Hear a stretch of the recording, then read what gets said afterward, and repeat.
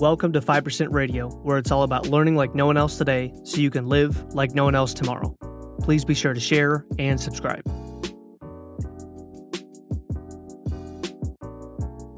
What is up, and welcome back to another episode of the 5% Radio podcast. Today is episode number 60, and this is part 2 of Would You Like Fries With That? Now, I want to take pause here and say that since I recorded the last episode, we did have our second son. Jeremiah Lee was born April 22nd at 4:12 in the afternoon. He was 9.5 pounds on the nose. He's a big baby, 21 inches long, and he's doing awesome. So anyway, that was kind of my reason for getting distracted. It's not really the right word. I just spent a lot of time with family and kind of stepped back from some of my regular schedule to help my wife out, help her recover, and just kind of get back into the swing of things. So I did miss being behind the microphone, and I am thrilled to share the second part of this story with you. I want to give you some key takeaways that you can expect to find in this second part of Would You Like Fries With That? Number one is that you will be made fun of along the way in your journey to success. You absolutely will be. People will think you're nuts. They'll label you with stupid names. They'll call you things. They'll make fun of you in front of you, behind your back. They'll basically, if you're obsessed, if you're doing everything it takes to actually make it in something, people are going to think that you're out there. Now, if you're sitting home, watching TV, scrolling Facebook, spending time on Netflix, Amazon Prime, Hulu, whatever, there's a million different things. If you're playing video games all the time, you're watching YouTube, if you're treating your family like garbage and you're getting into things that are negative and destructive in your marriages and all that great, that's normal. And they're like, hey, you know what? He's good. She's good. It's totally fine because you're not making any of us feel uncomfortable. But man, when you step out of the herd and you say, I'm going to do something different, you will be made fun of along the way. Number two is that there is power in a clear vision. Even though others may not share that vision with you, there is power in the ability for you to have, cast, and retain long-term a clear picture of where you want to go, where you want to take the company that you're running, where you want to travel to in the future, meaning what you want your destination to look like along your success journey. Number three is that there is a refusal to be denied despite the obstacles that you'll see demonstrated, especially in the second part of the story. Even though it was in the first, you'll see it even more so in this second part. Number four is that going 110% in, whatever you're doing whatever it takes, no matter what, will always yield fruit. And lastly, number five, key takeaway that you can expect in this second part of the story is that this man was not discouraged at setbacks. They are part of success. You have to understand that. Setbacks, going backwards, losing, quote-unquote failure. See, successful people fail until they succeed, and unsuccessful people will attempt success until they fail, then they quit. This man in this story was not discouraged at all by setbacks. He just kept hammering, kept pushing through over and over and over and over again because persistence pays off. So back to the story. All right, so we left off talking about the 1 in a million shake and the creation of the multi-mixer due to the volume that this new kind of 1 in a million shake was generating. The amount of shakes that they had to create was actually, it ended up burning out the current machines. They had the blenders and everything else, and they just were not able to keep up on production. So as is usually the story, necessity is the mother of invention, and the multi-mixer was born. And Ray, when speaking about this in his autobiography, when speaking specifically about the multi-mixer, he said this: it changed the course of my life. And you're going to see why here in these next few minutes. But the next thing that he dove into, although he still had a great job with the whole, selling paper cups for the Thule Cup Company, and so he was still doing that, but he truly believed in his gut that the multi-mixer was the next thing really worth diving headfirst into. And this was kind of a theme in this guy's life. He was an all or nothing kind of guy. And I want to take a second to say, man, I can really relate with this because I've done a ton of different things in my life. And there are so many things that I've done that I knew 100% I cannot dabble in this. I either have to do it or not do it. And when I've dabbled in anything in the past, it absolutely drives me up a wall because it's just not in me. And you need to pick a gear to be in. You need to pick a gear with whatever you do. Either you're going to be in first gear, you're going to check something out, poke it with a stick, or you need to actually go hammer that sucker out and make it happen, because anything in between is just miserable. It's like when half of your body is in cold water and you haven't taken the full plunge, you're like, you know what? If I just get halfway and eventually I'll acclimate to it, it won't be as bad. No. It's going to be rough. If you want to actually do whatever it takes to win in what you're doing, you need to go all in or all out. Anything in between equals failure every single time. If you're half in and half out with a diet, you're going to fail. If you're half in and half out with commitment to your kids to do whatever it takes to have great kids, to sacrifice for them, some days you sacrifice, some days you don't. Some days you discipline them lovingly, some days you just go off on them. If you're half in and half out with your career, your company, whatever it is, if you're half in and half out with your marriage, if you're half in and half out with your health, it's going to fail. jump all the way in, 2 feet, all the way over your head, do whatever it takes, 110%, not first gear, not sixth gear, all the way up, RPMs as high as they can go, red line. If that's what you want is success, then that's what it's going to take. So he realized this is worth me diving headfirst into, and naturally being the man that he was, that's exactly what he did. And his wife had gone through all of these different struggles with him, and she was less than thrilled at the idea, to say the least. And Ray giving up his position at this stable, secure company, or what she viewed that way, and going off on what she called a flyer like this just didn't really seem to make sense. And he said this when speaking about this in his autobiography. He said that he and Ethel had just moved into a fine neighborhood, a home in a project called Scarsdale and Arlington Heights in northwest of Chicago. And his wife said this when he brought up the fact that he was going to jump headfirst into this, because she'd seen him do so many different things. And I want you to take notice as I'm reading what she says, that a lot of successful people do try a ton of different things. I've heard guys talk about owning, 17 or 19 or 20 different businesses before they finally had success. It doesn't mean that you have to fail miserably that many times to make it, but you're going to have to be willing to try more times than is reasonable to most people. So his wife, Ethel, says this. She says, "You're risking your whole future if you do this, Ray." She went on to say, "And you're going to start all over again as if you were 20? This multi-mixer seems good now, but what if it turns out to be just a fad and fails?" So Ray, he's 35 now. He's tried all kinds of different things. He finally has what his wife feels to be a stable career. See, she wasn't wanting to let go of the good for the great. She wanted to stay right where they were at. We have a nice home. We have money in the bank. We have a nice car. Things are stable. They're secure. Like, please don't mess with my comfort, is what she was saying. And that's understandable. Being the wife of an entrepreneur can be extremely hard. Someone who's just always out there trying different things. And when I say that, I don't mean someone who's dabbling. I don't mean someone who's got a million irons in the fire and they're like, you know what, you gotta have 7 different companies, and then I got a side hustle, I got a job that I do on the weekends. Like those people usually don't crush it in one thing, because they do a little bit of everything. And if you do a little bit of everything, you can't do a lot of one thing. So his wife had seen him do this, but her attitude was, I want to keep my comfort. He's 35 years old now, and his wife's attitude was one, not of vision, to say the least. She basically saw leaving one thing to risk everything. She saw risk where he saw opportunity. Ray told her, "You just have to trust my instincts. I am positive this is going to be a winner. Besides, Earl," which is the person that invented this, "Earl will come up with a marketable idea, with a lot of other marketable ideas. This is just the beginning. I want you to help me come down and work at the office for me, and together we'll make it a terrific business." So he's asking for his wife's help. So this is not like other things. This is not him saying, "You know what, I'm going to run off and do this. Just, pray for me. I hope it works." Like, he was telling her, "I really believe this is going to work, and I would love to do this. I would love to be in the pursuit of my success, our success, this team. I want to be together in this with you." And her reply was, "I will do no such thing." And he went on to say, "But Ethel, I need your help. I can't afford to hire someone, and it would be good for you, for both of us. Please." So this is a guy who's a hard-charging personality. He's not a mushy-gushy, let's talk about our, like, that's not, he's wired to just go, go, go, go, go. And he's being transparent and telling his wife, like, "I need your help. I would love you to join me on this." She absolutely refused, probably feeling justified in her actions, but he felt betrayed. And he said this. He said, "I just couldn't believe that she let me down like that. She wouldn't even agree to work part-time for a limited period. In other words, like, I just want a little bit of your time. I'm not asking you to do this full-time with me for a long time. I just want you to help me out for a little bit." So she wouldn't even agree to part-time for a limited time until I got the business going. And this was the beginning of the end of his marriage.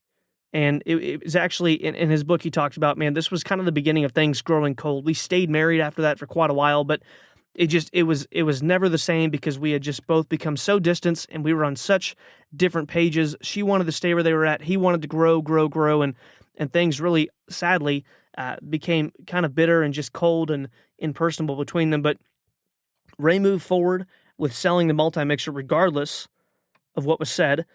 In his sample case, this is kind of where things get funny. You look at the stories of people that are successful, and along the journey, they look like losers sometimes. They look crazy. Like, you look at a story of a guy like Elon Musk, who I think it was over a year, over 2 years, slept on the couch in his office. Like, didn't even have an apartment. Like, just did crazy stuff. To the outside world, you'd be like, that guy's insane. So you might have to look like a loser along the way. You might have to build your success under the cover of dorkness. Like, people are like, what are you doing? Like, I've got a good, safe, secure job, and benefits and 9 to 5, and I get to wear nice clothes. Like, you're doing that? So his sample case weighed close to 50 pounds. Because of this, he had wheels installed on the bottom of it so he could pull it up and down the streets like, to quote him, his little red wagon. But he talked about this. He said nothing was more painful than to tote that thing in and out of taxi cabs or up a long flight of stairs. And one of the interesting things about him selling the multi-mixers, he said this, I'll quote him directly again. He said, "I didn't need any artificial incentives to keep me working at top speed. My estimate of when I was having a good year was when I sold 5,000 units, which is a ton of volume for him and a very small sales team." He said, "I've had several of those. One year, 1948 or 1949, I sold 8,000. So basically what he was saying was I was going to make this happen no matter what, come heck or high water. This was going to happen for me. I didn't need to set fluffy goals and make myself feel good. Oh, once we get this, like if I can sell this many this month, he was just going to go out there and make it happen." But I want to backtrack here a little bit to give you some of the backstory behind the multi-mixer, because his boss at the paper cup company, that he sold for years, his boss actually, when they brought the idea of the multi-mixer, there was some kind of intertwining between the paper cup company. That's hard to say fast for some reason, and I always talk fast, but there was some intertwining, and those companies kind of became interrelated because there was a part that was being made to go on the top of the metal shakes for this 1 in a million shake, and they actually made a metal part instead of putting everything in a metal shake. They were losing a bunch of the shake because you're rinsing that out and you're losing some of the product every single time, which means you're losing margin, because obviously if you're throwing away even 10 or 15% of a shake because you can't get the rest out of the bottom fast enough to service the customers because your whole goal is speed, and that's why they have a unit that spins 5 or 6 at a time, then what they did is they actually made a little metal sleeve. So picture like a funnel cut in half, and they would stick that in a paper cup, which Ray had sold them, and then they could make the shake in the cup, and they lost none of the shake. So what happened is the company that sold the paper cups got involved in the multi-mixer, and his boss claimed that the paper cup company owners had bought the rights. But what really happened is he took it to them. They had no interest in it. So his boss, John Clark, at the paper cup company, took this idea to the owners. They're like, that's, we're not really interested in that. The metal sleeve, the multi-mixer rights, that's, we don't really care. We don't really see the vision. So he actually purchased the rights for himself, for his own personal gain, and then told Ray that the owners owned it and he had no say in it. He ended up basically shafting Ray, and what ended up happening was total garbage. But so here's really what happened. So he ended up doing a 60-40 split where John Clark, his boss, fronted $6,000 out of $10,000, and Ray ended up fronting $4,000 for them to get some merchandise to sell and all that different stuff, demos. And so they ended up putting some money in. And then what ended up happening is that his boss basically told him when he found out what had happened, he pretty much told him, you know what, I'll let you buy me out. And the number that he named, and this is in like the 50s, the number that he named was $68,000 for Ray to buy him out. So Ray was out there doing all the work, keeping 40% of the sales. His boss, who had totally screwed him over intentionally, knowingly, even though Ray was his top producing sales guy, his boss was keeping 60% because of the 60-40 split. And it took a long time for Ray to figure this out. When he finally did figure out, hey, my boss is totally raking me over the coals here, and there's ill intent, he lied to me, and he says, I want to buy you out. What's it going to take? Chewed the guy out, and he's like, well, let me give you a number. He got back to him, $68,000, which is absolutely ridiculous. And during this time, Ray says this in the autobiography about kind of where the world was at. Magazines speculated grimly on whether war with Japan was inevitable. Then our attention was diverted from Japanese aggression to China to Nazi conquest in Europe. On December 7th, 1941, we were thrown into the war by the Japanese sneak attack on Pearl Harbor, and I was thrown out of the multi-mixer business. And here's why. Supplies of copper used in winding the motors for the multi-mixer were restricted by the war effort. A salesman without a product is like a violinist without a bow. So I scratched around and made a deal with Harry B. Burt to sell a line of low-fat malted milk powder in 16-ounce paper cups for a drink called the Multiplenty. It was a mixed cup using the metal sleeve or collar, just like 1 in a million. That's the little sleeve that he came up with, like the half a funnel thing cut. That was what he came up with. Using that same sleeve, just like the 1 in a million shake, I kept needling, in other words, poking and prodding Earl Prince, the guy who created the multi-mixer, to come up with some new ideas for me to sell, but it seemed as though he could think of nothing that wasn't illegal or rationed. I managed to make a living on the multiplenty, but paying off the debt, the $68,000 debt to buy him out, to John Clark became a real nightmare. So him speaking about the debt later on in the book, when he was talking about basically the shaft deal that he got with this whole thing of owing his boss $68,000, even though he didn't actually need him to put up the $6,000 capital. He didn't ask for it. He didn't need it. But it still happened because the guy wanted to basically just take 60% of his productive capacity and more or less make passive income on an idea that no one else was interested in. He saw Ray's vision. He knew that Ray was an amazing salesman. And he's like, you know what? I'm going to make some money on this deal. It's going to be win-lose. I'll win and he'll lose, but who cares? So anyway, he got a raw deal with this. And Ray said this later on in the book. He said, I did it, though. And when World War II ended, I was able to go back to selling multi-mixers as my own. It was a glorious feeling. Business recovered after the war, and soon it was better than ever. New soft mix ice cream purveyors were starting up as franchises, and I was there pushing multi-mixers into this expanding market. To listen to these company names: Dairy Queen, Taste-O-Freeze, and the rest. So there were some big companies coming around at this time that he was beginning to sell these things to. Back to his quote, I sold a multi-mixer to a guy named William Marriott who had just opened up a drive-in called, get this, A&W Root Beer. His method of operation fascinated me, and I considered myself a connoisseur of kitchens. After all, seeing multi-mixers took me into thousands of them. I prided myself on being able to tell which operations would appeal to the public and which would fail. Willard Marriott, the guy that owned A&W, looked like a winner to me from the start. I had no more idea than he did back then, though, what a giant Marriott Corporation would become in hotels and restaurants. Now, someone talking to Ray later on about just everything that he had done in his life and where he had taken companies, what he had done with sales, and his ability to see an idea for what it was, told him this. You seem to be able to see further into the future than the rest of us. Ray's response to this was that he really believed that he did. He did have that ability, and he said that what he saw made him very unhappy because it was clear that the multi-mixer's days were numbered. Even though he was doing well now, they were expanding. There was a demand in the marketplace, but Liquid Carbonic Corporation, the stockholders engaged in a big proxy fight, and they were involved in kind of the process of supply and demand, what he was going through. So they were actually soda machine companies. He said, despite facing opposition, the men who inherited the presidency remained steadfast in his commitment to continue manufacturing soda fountains, motivated by the loyalty to long-serving employees in that division. However, his opponents, citing the financial losses and how things were going down in the market, so many different changes, successfully advocated for discontinuing the soda fountain divisions and operations, and this actually ended up mirroring industry trends. A lot of things were going this way as other manufacturers also scaled back their soda fountain production, and this was a big deal for Ray because his paper cup sales would have been directly tied to all these companies that had soda fountains and everything else because they have no need for this product if they're no longer doing all of these soda sales. So if our soda fountains go out, we're not making soda sales. We have no needs for paper cups. So, man, what happens to your industry overnight? Guess what? He's got to pivot. He's got to change directions. He's got to do something else. And the income that he had relied on for so long is now just about to dry up. And he's realizing this is happening real time and saying, you know, I gotta change directions. And the pivotal moment came when Walgreens, who was a significant player in the soda fountain industry and also probably one of his large clients, began removing soda fountains from their stores, underscoring the declining market demand. So when you see a huge player, a huge franchise store that was all over the place, and this was one of his big accounts for his sales, when they're getting rid of their soda machines, that's kind of like, hey, the writing's on the wall.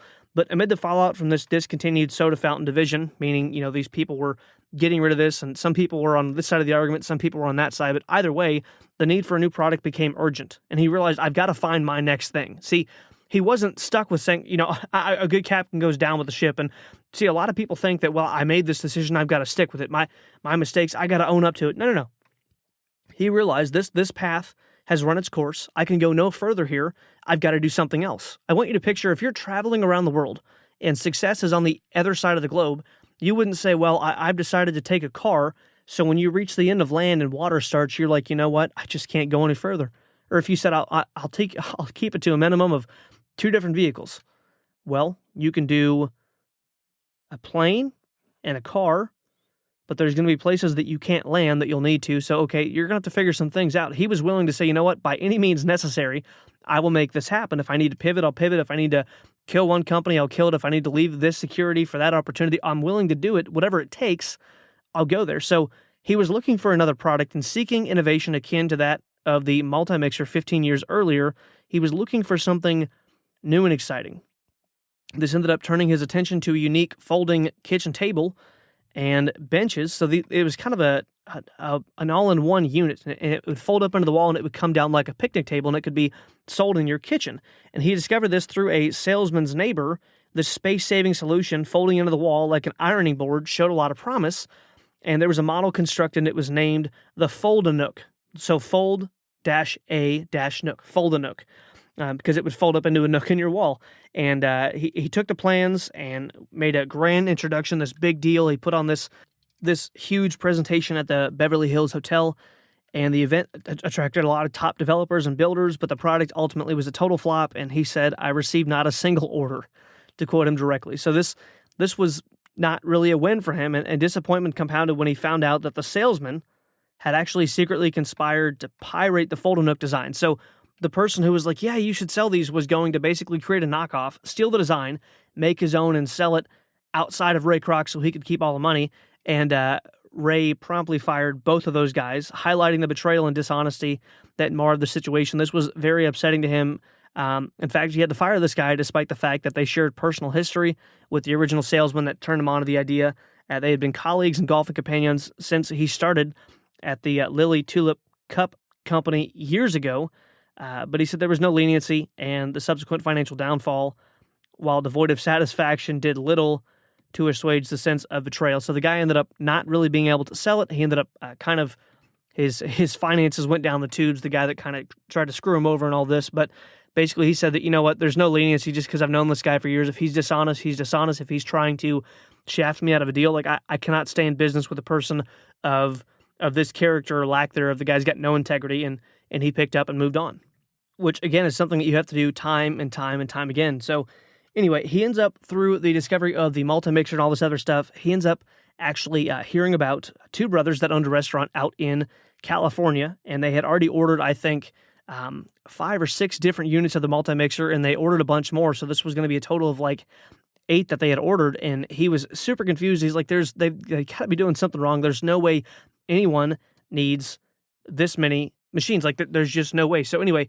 he ends up making the decision to go out there and meet with these brothers, see their restaurant. He wanted to see, what the heck are you guys doing that you have this much demand for that many shakes and that you've bought this many of these things? And man, if you guys are doing that, then you're probably going to buy more. I should probably start a relationship with you guys. So he ends up going out to see their restaurant, and man, he was absolutely enthralled. He said the first day he got there, he just sat in the parking lot and watched as the place just was slammed. And so back then with restaurants, a lot of them were, like bellhop style. Like if you picture like an A&W root beer, they come out to your car, like kind of a Sonic feeling.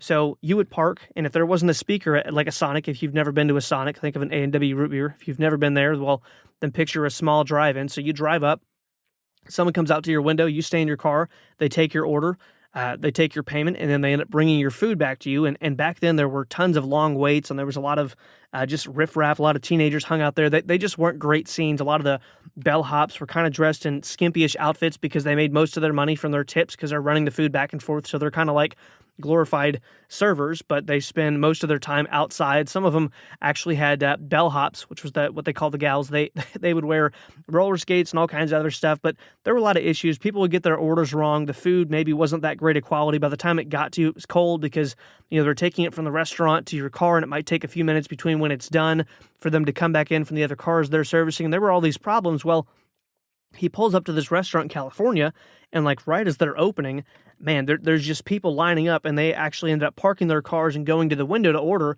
and they were getting their food so fast. He'd never seen it. They were getting their food like right after they ordered, and he's like, man, this is different.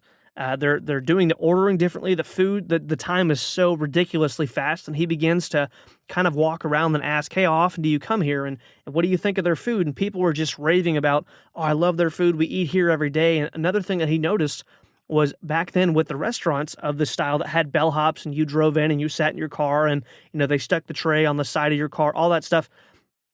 Back then, a lot of the a lot of the people were not used to just driving up and getting out of their car, walking up there, and they were used to sitting in their car, getting their food brought to them, and then also they're using regular plates, silverware, cups. So you would have to put everything back on the tray. The bellhop would have to come pick it back up. So basically, imagine a regular restaurant, but instead of sitting in your booth, you stay in your car. I pull up, I get my order, I pay, I get my food brought to me. I use a real plate, real silverware, real cups, real bowls, whatever else. And then the server comes and clears the table before I end up checking out. So they were running into a lot of issues with this style of restaurant of people stealing their dishes. Because, I mean, if it's in your car, and I'm like, oh, this is a nice plate. I already paid. I'm out of here. I'm keeping it. So they were running into all kinds of different issues. But this place, these two brothers were doing things differently. They were actually using, they were just giving people their food in a paper bag, a lot like, some of the fast food places we see today. So, hey, here's your food in a paper bag, and it's wrapped up in, wax paper or just basically a paper wrapping like you would see on like a Subway sandwich or something.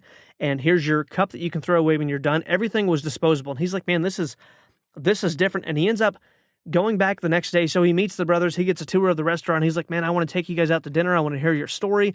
And again, he went there because of multi-mixer sales. That's why he said this ended up changing the course of his life when he discovered and started selling the multi-mixer. So he goes to the restaurant. He sees the operation. He's absolutely just, man, this is incredible. He's amazed. He takes the two brothers out to dinner, and he wants to hear their story. And he just cannot get this off his mind. It's just over and over and over. He's just thinking about, like, man, this could go big. He's been in thousands of restaurants. This place is absolutely phenomenal. I believe this could go huge. Like, this could be all over the place. I've never seen service this fast. I've never seen people that love the food this much, a restaurant this busy with this few problems. Like, this really, really, really could go big. And so he goes back the next day and shows up before they open. He's sitting in the parking lot when the two brothers, the owners of the restaurant, get there, and he begins to pitch the idea of franchising. He's like, man, let me sell this for you. Like, I don't have to own the company, but I'm in sales. I've sold everything you can imagine. I've been in the food industry for years. I've seen thousands of kitchens, the process that you guys have, the quality of the food, like just everything about it, your margins, how much money's available here, how smooth the operation is, like the fact that the customers are willing to do something that's totally different than usual, which is getting out of their car, walking up and ordering. Like, you're changing everything. I believe that this could go to hundreds of locations, and I want to be the one to help, more or less bring it to market. And as he's pitching this idea to the brothers, he's met with some resistance. Again, what did I talk about? Not everyone's going to match your vision. They're not going to see what you see. They're not going to get the picture that you have in your mind of where things can go for you. And that's okay. But the brothers had this response when he began pitching the idea of franchising out. This is what they said. See that big wide house with the wide front porch? That's our home, and we love it. We sit out on the porch in the evenings and watch the sunset and look down on our place here. It's peaceful. We don't need any more problems. We are in a position to enjoy life now, and that's what we intend to do. After this response from the brother, as Ray is pitching the idea of, like, I'll do all the heavy lifting, I'll do the sales, I'll do the franchising, I'll figure everything out. He said this. He said his approach, the brother who had just said that about see that big house up there on the hill, he said his approach was utterly foreign to my thinking. So it took a few minutes to reorganize my arguments. In other words, man, I can't, I don't think small. I'm not wired like that. I don't understand how you don't see what could happen here. And what ended up happening is that he kept bugging him over and over and over and over and over again. He couldn't get it off his mind. And they ended up agreeing that, yes, you can franchise this out. And so, man, Ray gets to work. He starts meeting with individuals, groups of people. He's pitching the idea in Elks Lodges, and he's speaking in front of big groups of people. He's meeting one-on-one with people, and he's basically out there. If you could picture like any kind of picture like an insurance salesman, he's just out there hammering away. Like, man, I believe everyone needs this. I believe this is one of the greatest opportunities. I believe that people who could franchise these out there are going to make a ton of money, and he's out there just hitting it. And what ended up happening is the contract that they drew up was very, it was very limited. It was very restrictive for Ray because every single time he wanted to make a change in anything, for example, one of the things that they came up with is, so they would have to get a franchisee. So this person says, yes, I would love to be a franchisee of one of these restaurants. Here's I think it was like $950 at the time. Here's my money. Then that money would go towards building the restaurant, all this kind of stuff. They would have some investment. They would begin to teach them the system of exactly how to run the restaurant. But one of the things they ran into was little stuff like, so the brothers were in California. They didn't have basements. So when they went to build, a building in the East Coast area, like, hey, we need a basement. And they were like, we don't care. And he's like, well, your contract says that I have to get everything in writing. If there's any changes to the original building plans, it has to be in writing. And the legal counsel raised legal counsel as lawyers and attorneys, stuff like that, raised concerns about the risk of exposure resulting from a lack of such documentation. In other words, hey, if they said that we have to have it in writing and then they tell us verbally, oh, it's fine, just go ahead, and we don't have it in writing, then they can come back, our butt's not covered, they can come back and say, you did this without our permission, like there can be serious legal consequences. So he was trying to help them understand, like, we need to change the contract. And this was kind of an ongoing issue throughout the entire thing. And financial strain actually was a huge deal in the early stages of this because the percentage that he was getting of each restaurant. So if he sells a restaurant, the majority of the $950 didn't go to him. It went to starting up the restaurant. So he's making barely anything. He's out there selling his face off, expanding and starting new locations like crazy, to the point where the two brothers that he agreed to do the franchising for, who actually owned everything, were kind of like pumping the brakes, like, hey, we don't need to go any faster. Like, this is fast enough. And he's thinking, guys, I'm barely making any money. I'm working my butt off out here. I'm selling, I'm expanding. I'm traveling all over.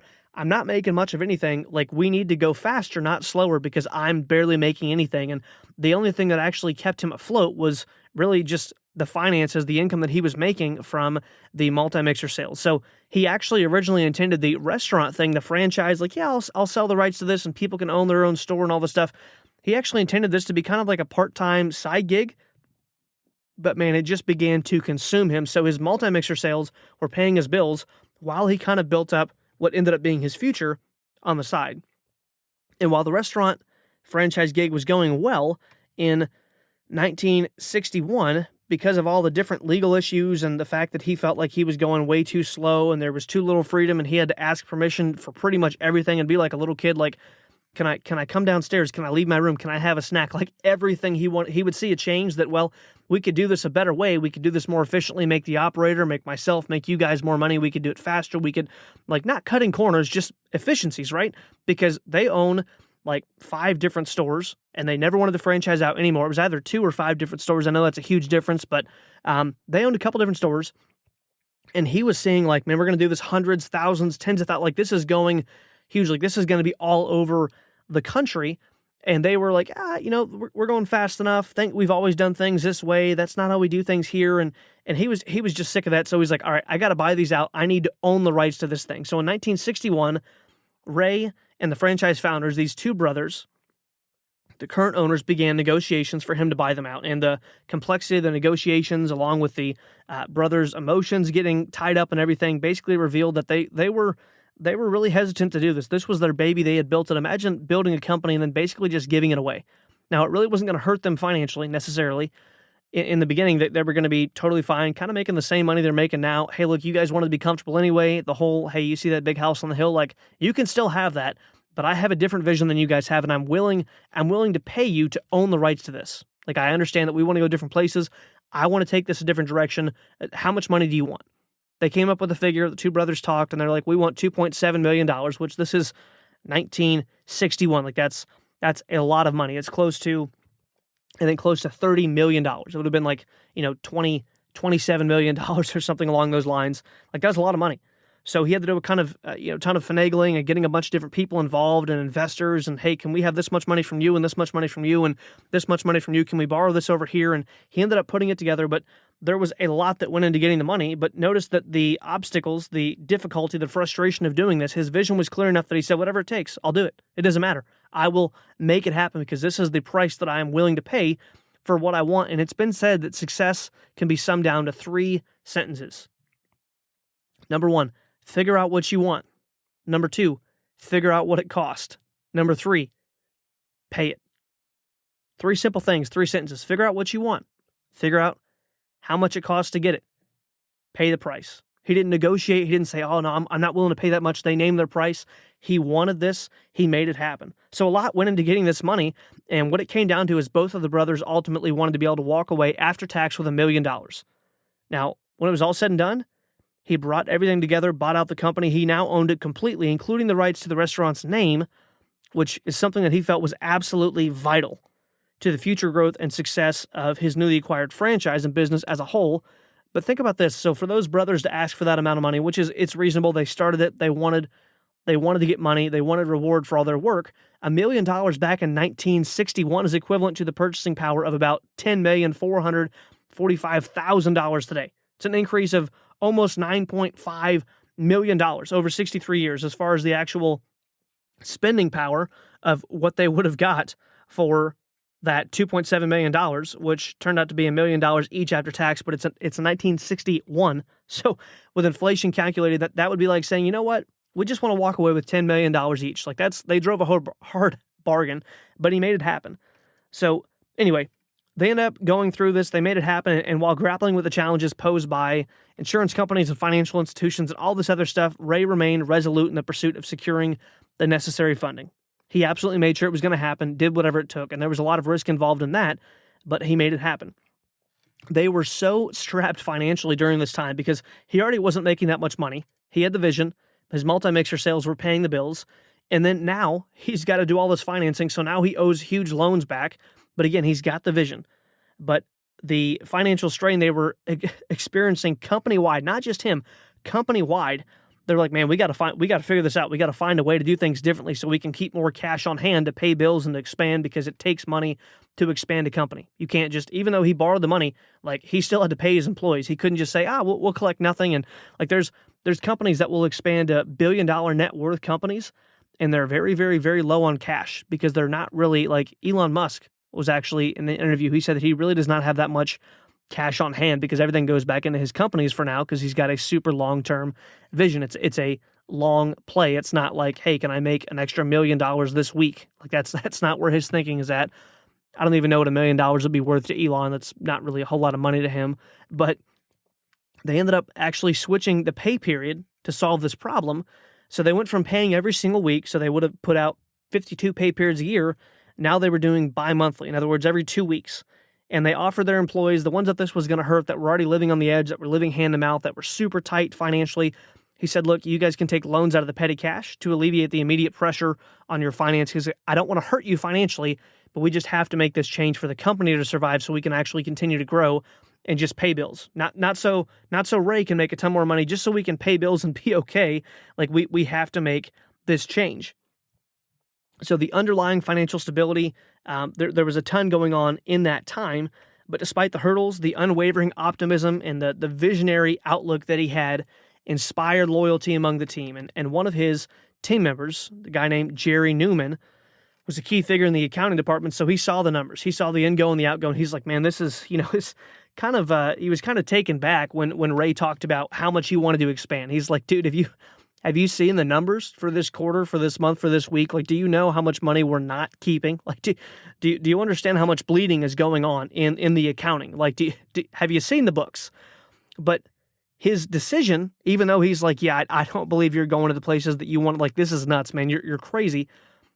His decision to decline a very lucrative job offer from a rival drive-in chain in favor of remaining with Ray highlighted the profound impact of Ray's leadership and vision on the team. In other words, I don't know, I think you're nuts, but he was convinced that Ray believed in where he was going, and he declined a job offer to make significantly more money with someone who was already doing well. So think about this. You're with a company who's not doing that great. The leader is bleeding financially all the time. He's not making much money personally. They're paying out a lot. They're expanding quickly. It all sounds good, looks good, smells good. But when you look at the numbers, there's a ton of red in the accounting books versus a ton of green. Like they're not making really profit at all. No one's making a whole lot of money. He's hiring more and more people, but he's stretched very thin. And this guy gets an offer to work for someone else who's already successful, already established for a lot more money. But he realizes, man, I'm bought into this guy's vision. I'm bought into where he wants to go and what he thinks is going to happen here. And you got to understand this. Let me just take a second. People don't have to believe you. They don't have to believe what you say. If you're building a business, if you're growing a career, if you're in sales, I don't care what you're doing. They don't have to believe you. They simply need to believe that you believe.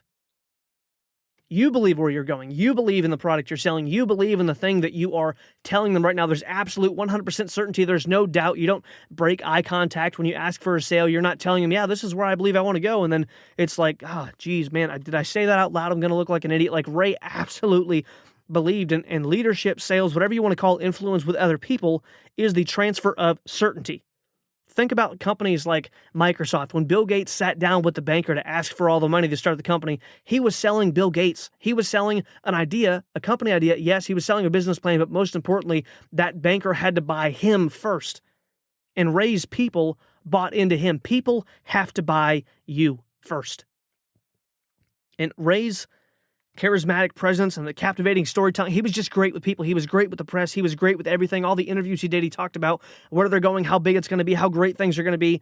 So despite the chaotic environment of newsrooms, Ray's narrative and prowess, his command of attention, drawing in the journalists and the editors, people really began to buy into this vision, and they saw where he was going, his determination, his innovation, his willingness to change anything, overcome any obstacle, and he was beginning to position his company as a formidable player in the food industry. This unknown, this underdog, no one really knew who they were, and he began to just absolutely blow this thing up. And people began to realize, like, this is going to happen. This guy's for real. And then things really started to take off. And when Ray met the brothers, there were about 5 locations. It was either 2 or 5. So there's not a whole lot of locations. And they wanted no more locations. Again, they did not have the vision to take this thing huge. He bought them out in 1961. By the end of 1963, the company had sold more than 1 billion hamburgers, an achievement proudly advertised beneath the company's signage still to this day. And at the time of this man's death, at Ray's death in 1984, there were about 7,500 restaurant franchises worldwide. 75% of those were owned by franchise holders. It means the dude created a lot of millionaires because he had the vision. He created a lot of people that got a lot of wealth because they were able to grab a hold of an opportunity that he saw, that he sold, that he believed in before anyone else did. To date, there are over 38,000 locations in over 100 different countries. And as of 2022, this company is the second largest private employer in the world, only to be beat out and bested by Walmart. It operates locations on 6 different continents in more than half the country's planets. This company services 69 million customers a day.